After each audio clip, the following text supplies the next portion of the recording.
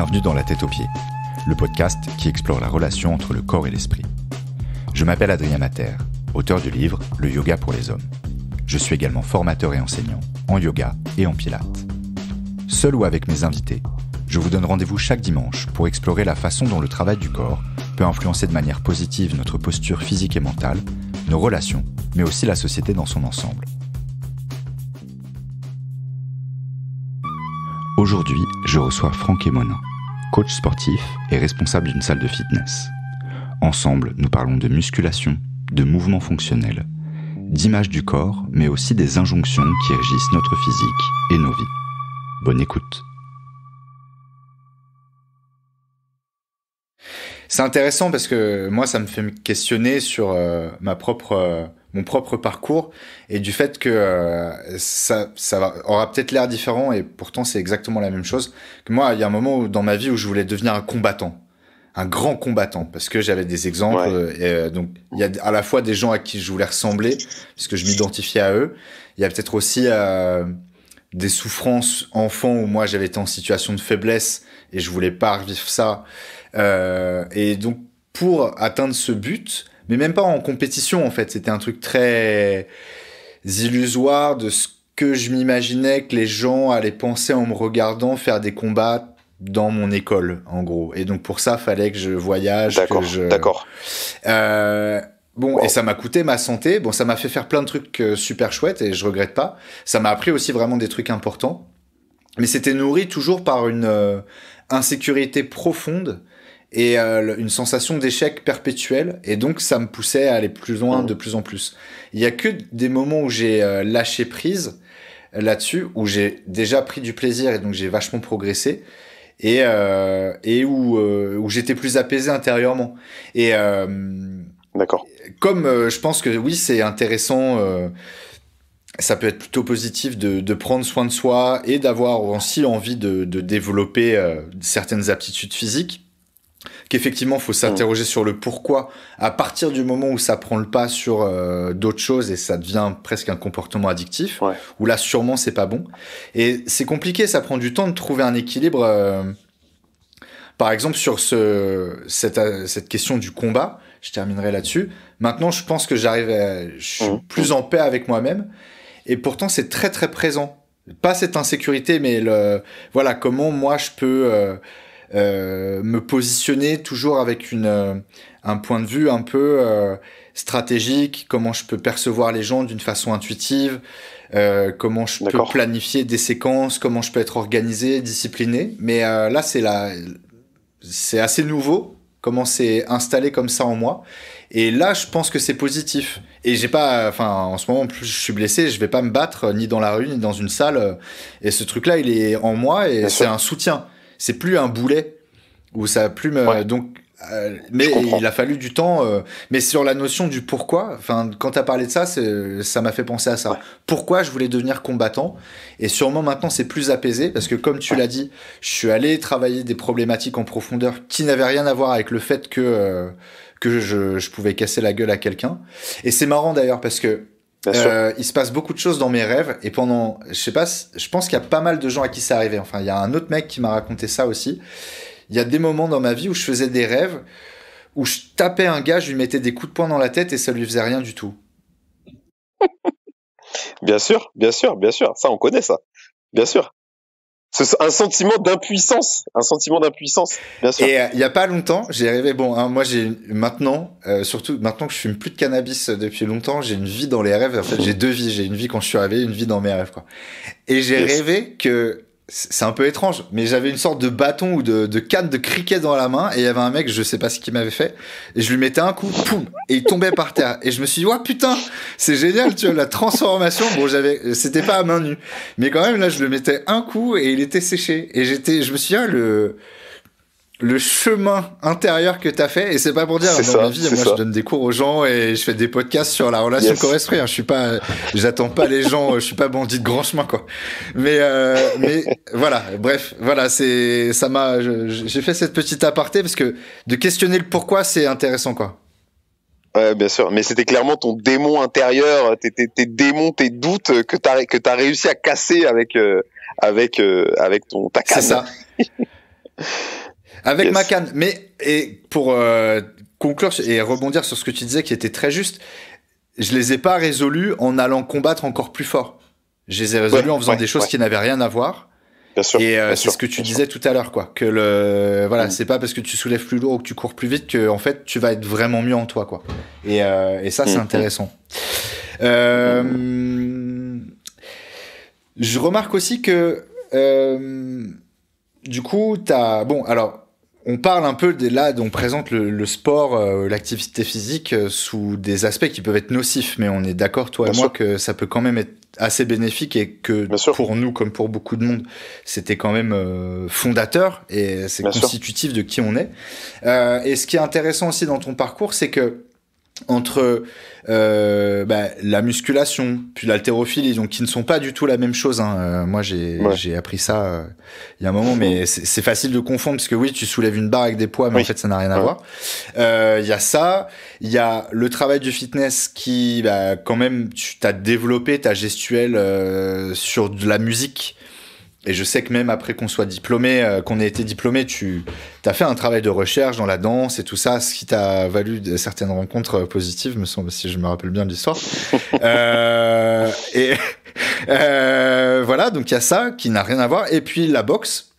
On reviendra en particulier sur la boxe parce que c'était intéressant ce que tu disais tout à l'heure. Mais donc ce qui est intéressant, c'est une recherche multidisciplinaire.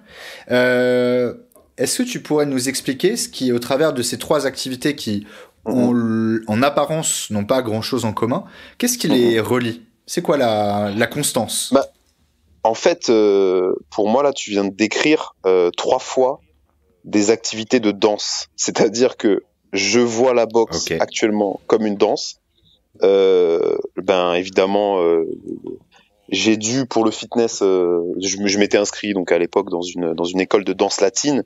J'ai rencontré ma femme, le coup de foudre de ma vie dans un cours de danse. Et donc c'était cette capacité, comme Jean-Claude Van Damme dans la fameuse scène où il vient danser là sur la piste et qui est tellement marrante, ce côté je me lâche totalement. C'est le lâcher prise, la danse. C'est pas forcément bien danser. C'est simplement le lâcher prise. C'est le côté je suis enfin moi-même.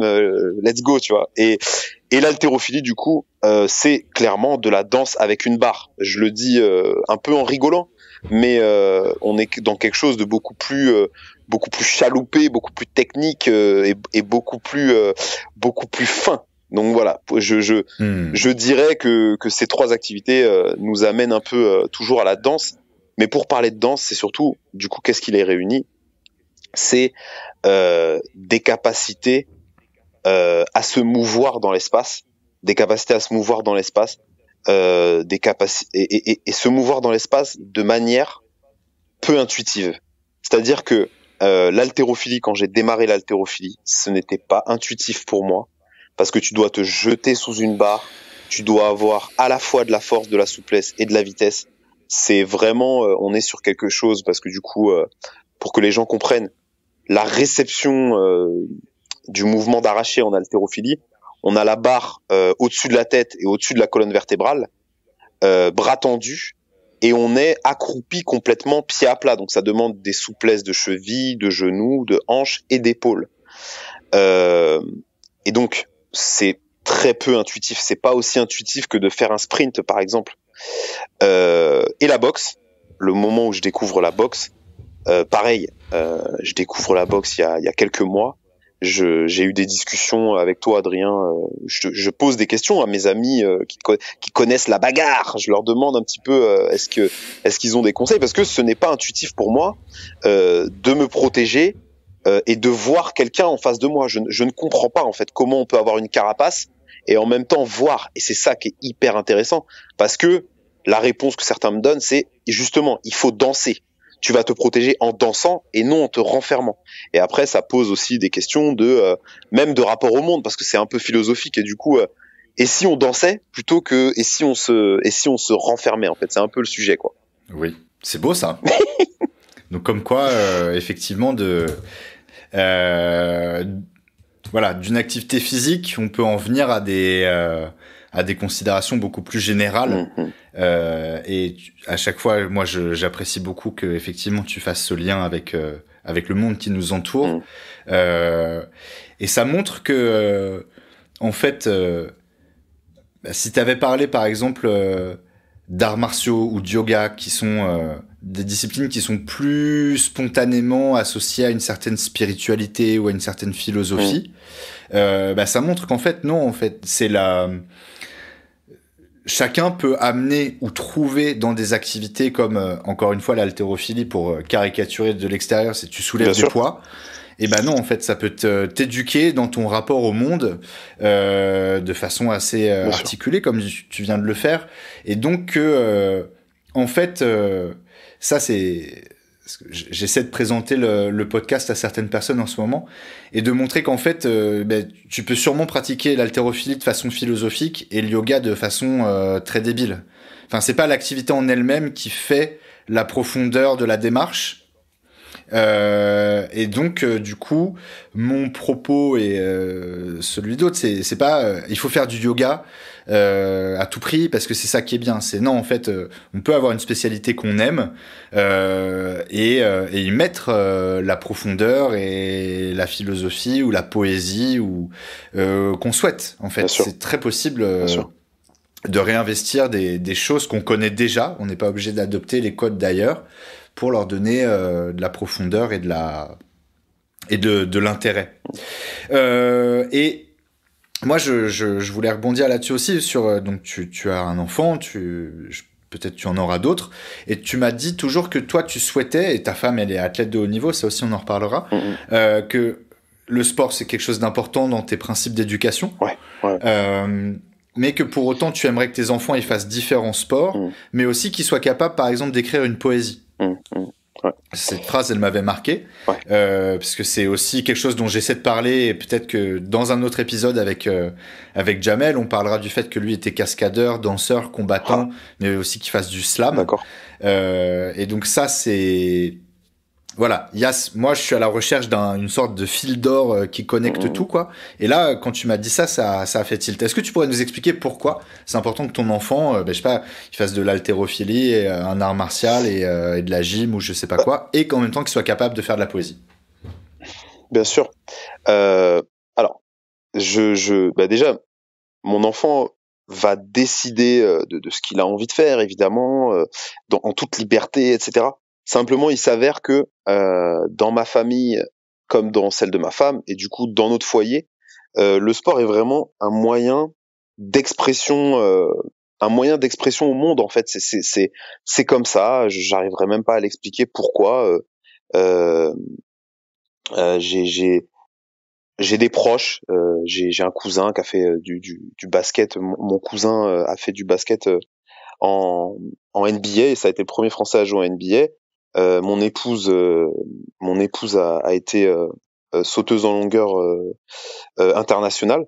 Et donc, je prends des exemples comme ça, mais c'est surtout pour dire que le sport, dans notre famille, c'est important. Il s'avère que c'est important. C'est pas grave si t'en fais pas, il y a pas de souci. C'est juste que on aime ça. C'est notre passion. On aime ça. On aime en parler avec mon épouse, etc. Et peut-être que notre enfant, qui aujourd'hui a 8 mois, peut-être que lui aussi ça va le passionner. Et mon propos, c'était de dire, au regard de ce que Héloïse, mon épouse, a vécu dans sa jeunesse, parce que le sport de haut niveau, ça commence tôt. Généralement, en fait, les gens découvrent les athlètes à la télé, mais en fait, le parcours d'un sportif de haut niveau, ça commence à 11-12 ans. Tu fais du sport de haut niveau jeune, en fait. Tu vas rapidement faire des championnats du monde cadets, etc. Et en fait, on va souvent dire, depuis 25 ans, on va dire, le sport, c'est important. On dit ça aux jeunes. On dit, le sport, c'est important, mais les études aussi, c'est important. C'est souvent ça. On va dire sport et études. D'ailleurs, ça s'appelle sport-études, généralement, les filières. Et en fait, il y a autre chose qui est important pour Héloïse et moi, c'est l'art. C'est la capacité à s'exprimer par l'art. Avec une feuille blanche, faire un dessin, même si t'es nul en dessin. Mais c'est le propos, c'est d'essayer de faire des choses esthétiques, de dompter d'une autre manière ton cerveau et ton corps pour faire quelque chose qui peut-être sera un peu joli, que ce soit de l'écriture, du dessin, que ce soit essayer de chanter, de faire quelque chose avec ta voix, etc. Et souvent, ce processus en fait, c'est un processus. L'art, c'est surtout pour le processus de création. Souvent, ça te permet de modeler ton cerveau d'une autre manière, qui rend heureux, je trouve, et qui rend plus heureux que d'avoir ton cerveau qui est seulement vers la performance. Parce que pour les études, c'est souvent pour la performance. Le sport pour le sport, c'est souvent pour la performance. Or, le processus créatif et l'art, ça peut mener à des choses belles pour rien. Et ça, c'est fabuleux en fait, parce que tu fais quelque chose de beau, mais pas forcément pour. C'est juste comme ça. Et ça, c'est incroyable. C'est pas pour le vendre, même pas forcément pour le montrer. Ça peut être juste pour toi. Et t'as un objet fini qui est joli, et parce que tu as modelé quelque chose. C'est fabuleux, vraiment. J'ai même pas de mots. Et en fait, ben ouais, les sportifs ont besoin de parler d'art et de faire de l'art et ont besoin de connaître des artistes, parce que les artistes ont souvent des manières de voir la vie qui sont aux antipodes. Et j'ai même pas de mots en fait. Ok, bah si t'en as quand même, je trouve un certain nombre qui sont très bien choisis, je trouve. Et ce qui était beau, alors t'as fini par parler de performance en association avec le sport, mais au début t'as parlé du sport comme d'un moyen d'expression. Et dans voilà, je sais pas je sais pas chronométrer, mais les derniers moments où tu viens de parler, cette notion de performance, elle arrivait très tardivement. Et ce qui dominait ton propos, c'était l'expression. Et je trouve ça très beau. C'est un moyen d'exister au monde. C'est un moyen de se présenter au monde. Bonjour, je m'appelle Adrien. Bonjour, je m'appelle Franck. Et je fais ça. Je fais un salto arrière. Je m'appelle Églantine. Je fais un salto arrière. Je cours vite. J'essaye de courir vite. J'essaye de courir longtemps, j'essaye de ci, de ça, et à la base, c'est surtout ça, hein, je pense. Ouais, une aptitude, enfin voilà, qui est pas forcément associée à, ouais, comme t'as dit, une performance, une compétition, dont on ne va pas forcément retirer un résultat en fait, qui soit financier ou que tu puisses même pas faire une vidéo avec, enfin. On est d'accord, c'est-à-dire que du coup, pour être marié avec quelqu'un qui était athlète international, en fait, à un moment, on arrive dans une vie de sportif de haut niveau où la seule chose qui compte, c'est la victoire. Et donc là, on est clairement dans cette fameuse culture de on se souvient des vainqueurs, jamais des vaincus. On retient que le premier, jamais le deuxième, jamais le troisième, jamais le quatrième. Comme si évidemment, si tu n'as pas gagné, ta vie n'a aucun sens. Mais c'est quoi ce propos de fou de dire ça? C'est complètement fou.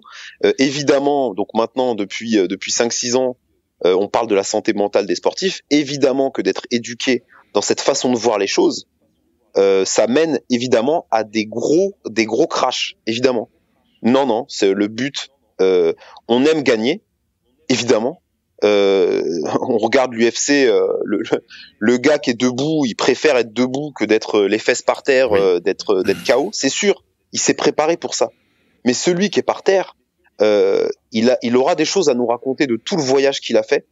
Et lui aussi, il a un voyage fabuleux et il va nous raconter des choses. Et c'est comme ça, on est d'accord, hein, c'est comme ça dans la vie en général. Hein, c'est pas juste ceux qui restent sur le bord de la route. T'es une merde. Non, c'est pas ça. Non, c'est pas ça. Pas du tout. Et ça, par contre, c'est vraiment quelque chose qui me rend triste. Cette manière d'élever, du coup, pour moi, les sportifs, les jeunes sportifs, ça m'attriste vraiment profondément. C'est vraiment le dommage. C'est même pas un bon mot. C'est vraiment quelque chose c'est dramatique en fait. Et ça résonne avec ce qu'on disait tout à l'heure sur l'absence de durabilité du projet, sur que de toute façon tu peux pas gagner toute ta vie. Enfin, il y a des moments où tu vas perdre, des moments où il y en a d'autres qui seront meilleurs que toi. Bien sûr. Et c'est pour reprendre l'image de l'UFC. Moi, je suis pas compétiteur, donc je comprends. Enfin, j'imagine que doit y avoir un attrait dans la compétition. Qui est assez particulier, mais il y a aussi j'ai vu les derniers combats de certains grands combattants que j'ai admirés et que j'admire toujours et qui ont perdu salement leur dernier combat D'accord. contre la relève et des mecs qui étaient plus jeunes et aussi talentueux mais qui avaient 10 ans de moins. Et bon, bah, il y a un moment où, voilà, dans la performance, tu peux pas. Et, euh, et j'ai trouvé ça dommage que il se soit pas arrêté plus tôt aussi, de savoir s'arrêter justement, parce que bah oui, il y a un moment en fait, bah tu peux pas performer toute ta vie, tu peux être un artiste martial ou autre, ça c'est pas la même Bien chose, sûr. Bien mais sûr. que si le seul horizon c'est la victoire, Ouais. bah ça va forcément être limité. Ça peut pas être que ça. Il y avait mais bien sûr aussi, hein, moi j'aime bien gagner. Hein. Enfin, forcément, Bien sûr. Bien sûr. hein, on est d'accord. Mais le maître Nguyen Duc Mok là, celui qui a créé mon école de kung-fu, il D'accord. disait faut pas prendre la victoire pour l'honneur et la défaite pour la honte. Et Ok. Ok. et c'est pas mal ça, tu vois. Enfin, Non, non, mais, je m'en rappelle, je me la répète cette phrase assez souvent. mais Adrien, c'est clair. Hein, c'est-à-dire que euh, moi, j'ai rencontré Héloïse en 2012.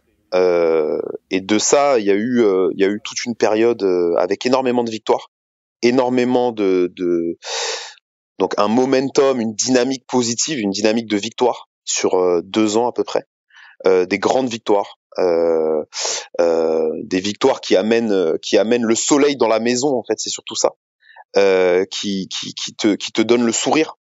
Et derrière ça, il y a eu une période avec beaucoup de défaites. Parce qu'en fait, une défaite, c'est jamais une défaite, c'est pas une défaite sur le moment. La défaite, c'est préparer quelque chose depuis 8 mois, attendre, attendre un moment, attendre 18h20 le samedi 5 août, et le samedi 5 août à 18h45, tu as perdu. Tu as tout perdu. Tu ne te qualifies pas en finale, tu perds, tu es huitième d'une course, etc., etc. Et, euh, et cette dynamique positive, le soleil dans la maison, il est cassé, tout est cassé.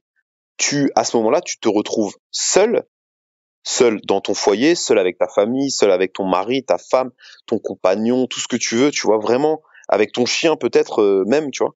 Et à ce moment-là, tu te poses la question de, oh, mais c'était trop bien quand je gagnais, mais du coup, moi, pour moi, je suis un conjoint de sportif, donc c'était trop bien quand elle gagnait, mais du coup, toutes ces défaites, ça sert à quoi? Pourquoi? Et à ce moment-là, tu commences à découvrir d'autres plaisirs. Le plaisir des choses bien faites, le plaisir de faire les choses avec des gens que t'aimes. Par exemple, pour Héloïse, c'était ça. Ça pouvait être aller à des entraînements, elle et moi. Aller à des compétitions, elle et moi. Ah, la dernière fois, c'était pourri. La dernière compétition, c'était pourri. Cette fois, c'était correct. Ah, ça c'est intéressant. Comme dans la vie en fait. Hier c'était pourri, aujourd'hui c'est correct. C'est pas tous les jours tu gagnes les Jeux Olympiques dans ta vie. On est d'accord. Et donc en fait, à ce moment-là, c'est ah d'accord. Donc en fait, il y a un autre sens au sport, comme dans la vie. Il y a un autre sens que de seulement je veux tout défoncer, je veux tout éclater. C'est vraiment une manière de voir qui est bien, qui peut être cool à des moments, etc. Mais il y a autre chose que ça. Et c'est ça qu'on explore en fait. Et c'est ça le but de... Moi, en tout cas, si on me demande s'il y a quelque chose que j'aimerais transmettre euh, à que ce soit à nos enfants ou à des jeunes enfants autour de moi, ce serait ça. Ce serait de dire pose-toi les bonnes questions, pose-toi les bonnes questions et essaie de découvrir. Comme t'as dit, il n'y a pas que la honte dans la défaite. C'est impossible que ce soit ça. À un moment, ça a vraiment été mon questionnement. Non, mais ça peut pas être que ça la défaite. C'est pas possible. Donc, C'est enfin, ça. je pense que ça aussi, ça peut donner des perspectives beaucoup plus vastes, en fait, au fait de s'exercer ou de, voilà, quelle que soit l'activité, et que ça peut rendre les choses à la fois plus simples et plus satisfaisantes, quoi. Bien sûr. Donc ça me paraît toujours être une bonne logique quand, voilà, on est plus efficace en faisant moins Ouais. ou moins fort. C'est toujours bon signe dans mon expérience. Ben là, donc du coup, t'as parlé de ton de ton rôle de mari et avant ça de compagnon. Euh, Est-ce que tu peux nous expliquer comment ta, ta vision de la masculinité, de ta masculinité a changé? Et peut-être qu'on pourrait après reboucler sur pourquoi tu fais de la boxe pour explorer ton agressivité. Enfin, peut-être que les deux sont liés. Ouais. Alors, écoute, pourquoi ça a changé, ça a muté peut-être, mais en tout cas, euh, aussi loin que je m'en souvienne, déjà il y avait la notion d'être séduisant, de d'avoir un impact sur le monde qui t'entoure. Que ce soit avec tes amis, garçons, d'être le mec qui fait marrer tes potes. Et puis après, en grandissant un peu, d'être, d'avoir un peu de succès avec les filles, dans mon cas par exemple. Et et puis en fait, c'est devenu très important pour moi en fait, plus jeune, adolescent, etc. C'est devenu quelque chose de très important pour moi. Euh, et, et et puis j'avais peut-être aussi un peu été éduqué par des hommes de ma famille, où c'était cool de séduire des filles, c'était cool d'être un beau gosse. Il y avait tout ce truc-là, je pense. Et et puis je me suis perdu en chemin. Je me suis perdu en chemin parce que plus tard, en me retournant, je me suis rendu compte que ah ok, en fait, j'ai quand même fait souffrir des gens, j'ai fait souffrir des filles, j'ai été dur, etc., etc.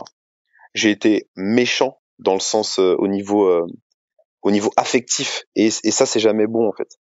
Et du coup, bon bah c'est quoi en fait à ce moment-là la virilité? C'est quoi être un homme? La masculinité, c'est quoi être un homme? Est-ce que c'est simplement être un beau gosse musclé qui gère? C'est vraiment le mot, tu vois. Je gère. C'est vraiment le truc. Et, euh, et explorer un peu tout ça. On va dire que maintenant j'explore un peu tout ça euh, dans des discussions, notamment avec toi. J'estime à l'heure actuelle qu'on est dans une période où il y a un hyper virilisme à certains moments.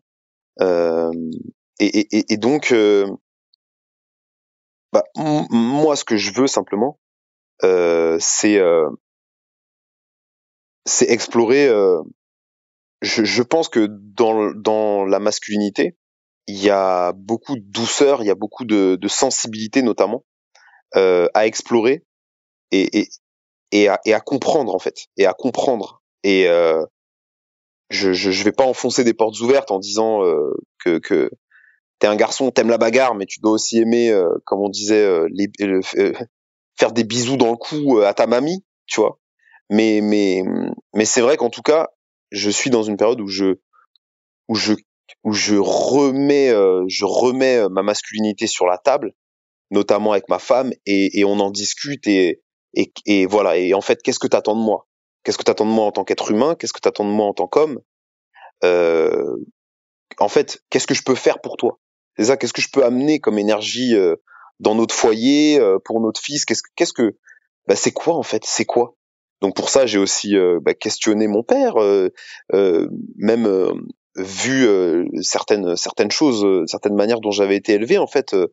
Euh, Par exemple avec la sensibilité de mon père, des choses qu'il m'a transmises, etc. Et de voilà, tu vois, être capable de dire je t'aime à un pote, tu vois, vraiment comme ça, se mettre à nu en fait, ouvrir son cœur en fait, tout simplement. Finalement, je sais pas si on parle de masculinité ou d'humanité finalement à la fin, tu vois, mais bon, je n'ai pas toutes les réponses, hein, sincèrement. Bah, c'est voilà une des questions que je me pose aussi et que sûrement le propos final c'est d'être humain plutôt que d'être un homme et que peut-être qu'aussi qu'effectivement euh, c'est une question très ouverte mais que aussi la société et les autres attendent peut-être à juste titre qu'il y a des moments où tu joues ton rôle d'homme et ça justement c'est ça ma question quand tu poses la question à ton épouse qu'est-ce qu'elle te répond? C'est une très bonne question. Qu'est-ce qu'elle me répond? Écoute, elle me répond en fait elle me répond d'être moi-même euh, et d'assumer tout simplement qui je suis en fait, d'assumer ce que je suis et de pouvoir être là pour elle. Mais à la fin, elle agit de la même manière en miroir pour moi, tu vois. Donc au final, C'est pour ça que je te parlais tout à l'heure de ne pas vraiment savoir qu'est-ce que c'est, parce qu'au final, c'est comme ça aussi qu'elle agit pour moi, finalement, naturellement. Oui, il n'y a pas forcément de réponse formelle, mais sur l'aspect opérationnel, ça se fait tout seul, quoi. Enfin, ça se fait naturellement. Je sais pas si ça se fait tout seul, c'est beaucoup de travail, mais mais enfin, voilà, c'est pas le cœur sur la table ici, mais la façon dont vous vous aimez, de ce que j'ai pu en voir et de ce que tu me dis, moi, un jour quand je serai grand, j'aurai une histoire d'amour comme ça. C'est très beau, c'est très simple et très profond et très. Ça montre que c'est possible, en tout cas, et qu'effectivement vous discutez beaucoup, mais qu'à la fin il n'y a pas forcément besoin de se dire grand chose. Enfin, l'essentiel est assez clair, me semble-t-il.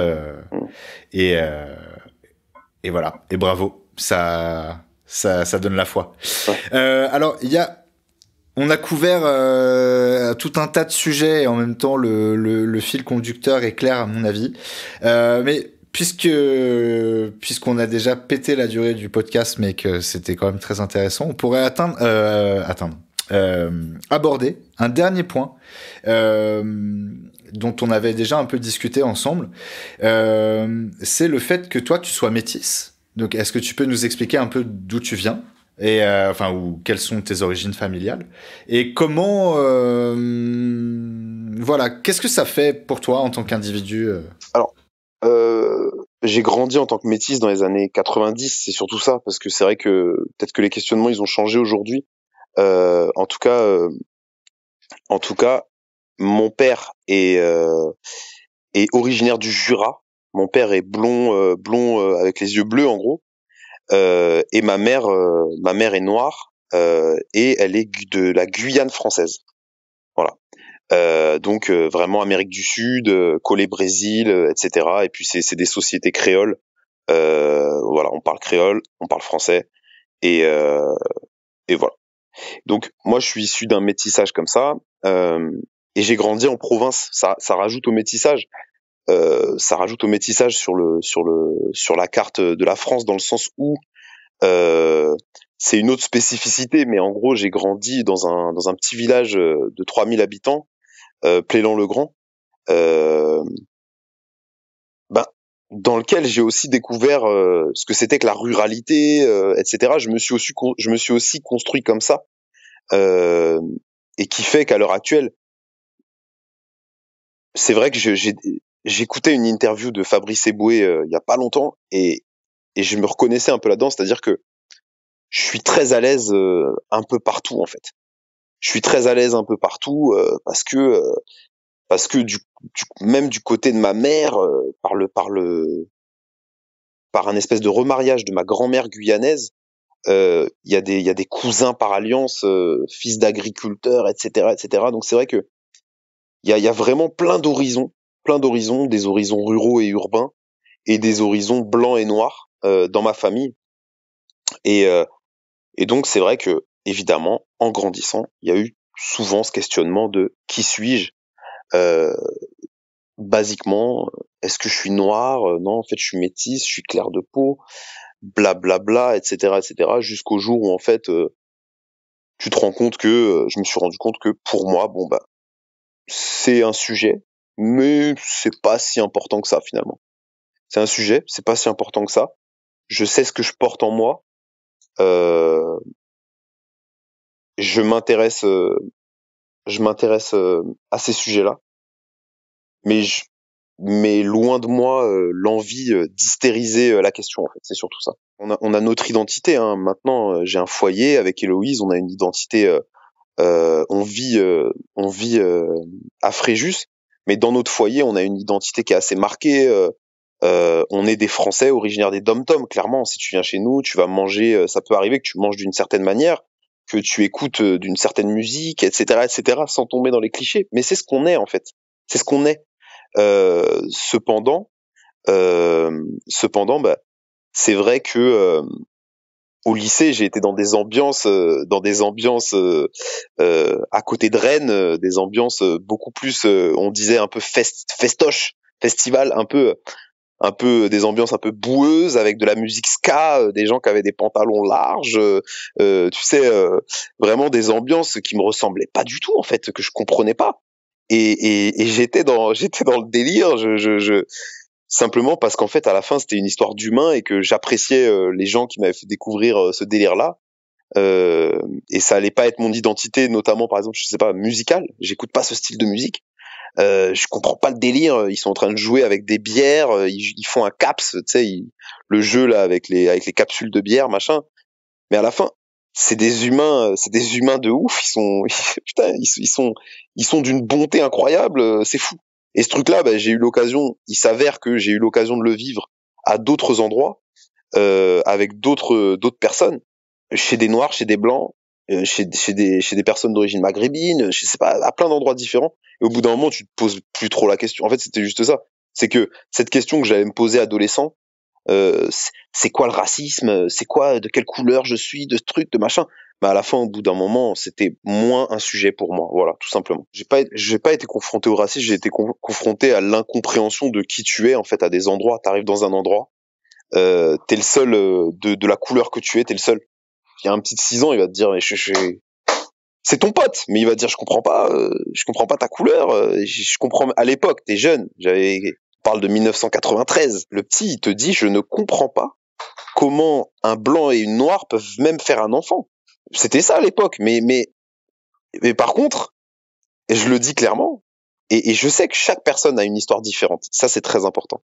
Moi, je parle simplement de mon histoire, mais par contre, à part cette incompréhension, donc toi tu muscles un peu ton discours, ta réponse, etc. Mais pas de racisme en fait. C'est surtout ça. Et après oui, j'ai pu entendre des réflexions racistes dans différents milieux, du côté plus blanc de mes connaissances et de mes fréquentations, ou dans un côté plus noir de mes connaissances et de mes fréquentations, jusqu'au point où j'ai choisi de dédramatiser, de ne pas fréquenter les gens bêtes, et puis simplement d'élever le débat, d'élever le sujet en fait. Mais par contre, je ne veux pas être toujours le métis de service. Je ne ramène pas tout le temps mon identité géographique et ethnique à la table. C'est pas le sujet. C'est pas le sujet permanent quoi. Quand je parle avec un blanc, je me dis pas je parle avec un blanc. C'est pas ça en fait le truc. J'ai un de mes meilleurs amis qui est d'origine ivoirienne. Il est ce qu'il est, c'est-à-dire qu'il amène son identité, etc. dans sa vie, c'est normal. Mais cependant, quand je parle avec lui, je me dis pas, je parle avec quelqu'un qui est d'origine ivoirienne. Non, je parle avec mon ami. On a des discussions. Donc des fois, lui, il a des visions qui peuvent être liées à sa construction, comme moi, comme toi. Et c'est ça qui est intéressant. Et à la fin, on essaie de savoir d'où tu viens. C'est quoi ta construction? Mais à la fin, d'où tu viens, c'est pas forcément d'où tu viens ethniquement. Des fois, c'était quoi ton style de foyer dans lequel t'as grandi, toi? T'avais quoi? T'as eu ton père, il venait souvent. Tu l'as beaucoup vu. Ton père et ta mère, ils s'embrassaient sur la bouche devant toi. Ah, donc en fait, ils s'aimaient. Ou ta mère, elle t'a élevé seule, ou blablabla, blablabla. Des fois, c'est même plus intéressant, ça.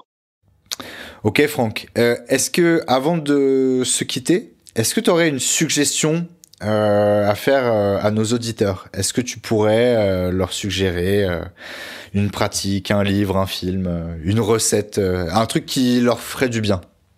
Yeah. Tu m'as eu, Adrien. J'ai pas travaillé ça. Tu m'avais prévenu et j'ai pas travaillé ça. Donc je vais donner une réponse.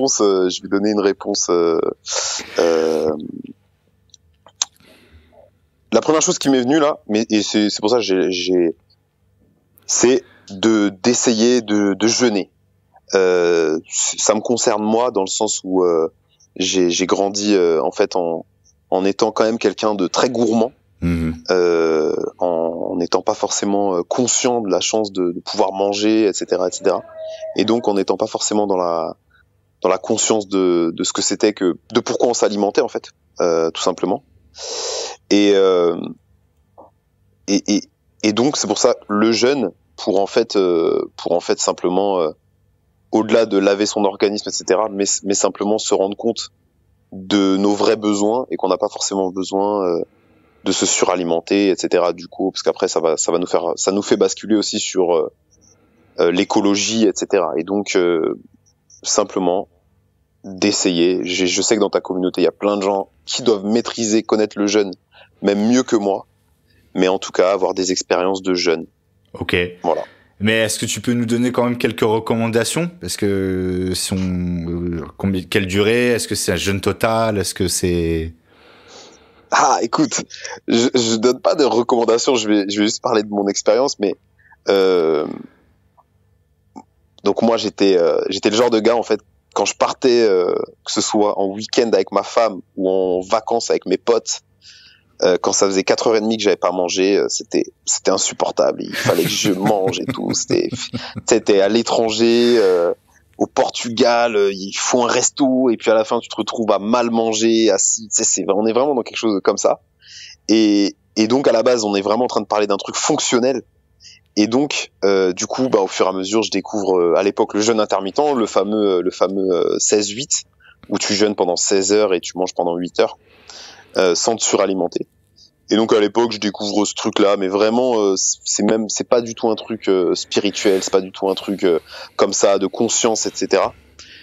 Et au fur et à mesure, c'est devenu un truc. Donc en fait, j'ai démarré par le 16-8, et au fur et à mesure, c'est devenu quelque chose d'un peu plus important, où j'ai compris ma relation aux aliments, sans dire que j'avais des troubles de l'alimentation, mais ça pouvait mener à ça en fait, une obsession en tout cas de la nourriture.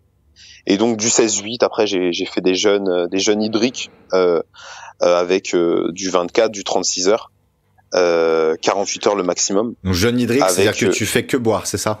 Tu fais que boire de l'eau. On va recommander de consommer un tout petit peu de sel rose de l'Himalaya, juste pour pas faire trop descendre, je crois, la tension. Je saurais pas te dire, je sais que c'est par rapport à la composition du sang. Et en gros, après tu reviens dans l'alimentation, au fur et à mesure, tu reviens au monde tranquillement, et il y a un côté... moi j'ai trouvé qu'il y avait un côté hyper ressourçant là-dedans et hyper intéressant en fait, en termes de connaissance de soi en fait, c'est surtout ça. Ok, très bien. Donc c'est quand même un petit peu spirituel, quoi.